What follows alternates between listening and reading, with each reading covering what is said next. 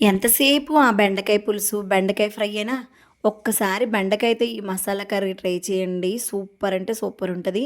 మళ్ళీ మళ్ళీ కావాలంటారు. దీనికోసం బెండకాయలని శుభ్రంగా కడుక్కొని ఇలా కట్ చేసి కాసేపు ఫ్యాన్ కింద ఆరబెట్టుకోండి, జిగురిపోతుంది. ఈలోగా ప్యాన్ పెట్టి ఆయిల్ వేసి అందులో కొంచెం హీట్ ఎక్కినాక ఈ బెండకాయలు వేసుకొని కొద్దిసేపు ఒక 5 మినిట్స్ ఫ్రై చేసుకోవాలనమాట. మరీ ఎక్కువగా కాదు, లైట్‌గా. ఈలోగా ఒక ఉల్లిపాయ, 4 పచ్చిమిరపకాయలు, కొంచెం కరివేపాకుని రెడీ చేసి పెట్టుకున్నాను కట్ చేసి.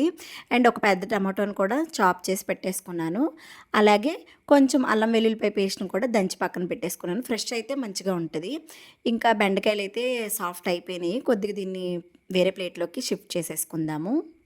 ఇప్పుడు అదే బాండీలో ఇంకొంచెం ఆయిల్ వేసుకొని హీట్ అయినాక ముందుగా కట్ చేసి పెట్టుకున్న ఉల్లిపాయలు, పచ్చిమిరపకాయలు, కరివేపాకు వేసి మంచిగా వేగనివ్వాలన్నమాట. ఇలా వేగిన దాంట్లో చాప్ చేసి పెట్టుకున్న టమాటాలు కూడా వేసి బాగా ఒకసారి వేగిచ్చి మూత పెట్టి కుక్ చేసుకోవాలి పచ్చివాసన పోయేదాకా. చూసారు కదా, టమాటాలైతే మంచిగా కుక్ అయిపోయినాయి, సాఫ్ట్ అయిపోయినాయి.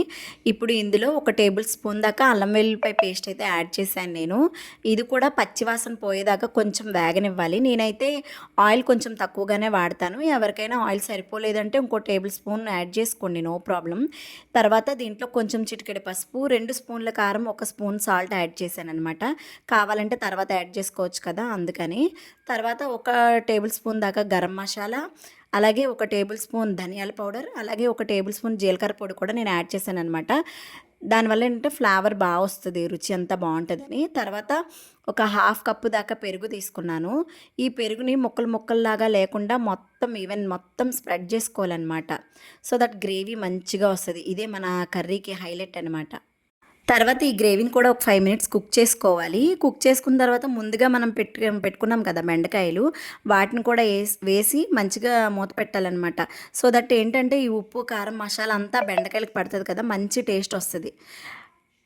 చూసారుగా, బెండకాయ అయితే సాఫ్ట్ అయిపోయింది. ఇప్పుడు మనం కొంచెం నీళ్ళు పోసుకోవాలి. అంటే లైక్ మనకి ఎంత గ్రేవీ కావాలో అంతవరకు వాటర్ పోసుకొని మళ్ళీ ఒకసారి మంచిగా కలిపి మూత పెట్టుకొని ఒక 5 మినిట్స్ కుక్ చేస్తే సరిపోతుంది. ఎందుకంటే మనం ముందుగానే బెండకాయలు కొద్దిగా ఫ్రై చేసాం కదా, సో దట్ వెంటనే సాఫ్ట్ అయిపోతాయి.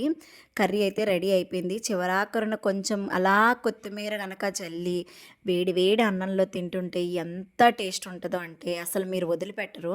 మా ఇంట్లో అయితే ఇది ఫేవరెట్ కూడా అయిపోయింది. ఈ వీడియో మీకు నచ్చితే లైక్ చేయండి, షేర్ చేయండి, ఫాలో చేయండి. బాయ్.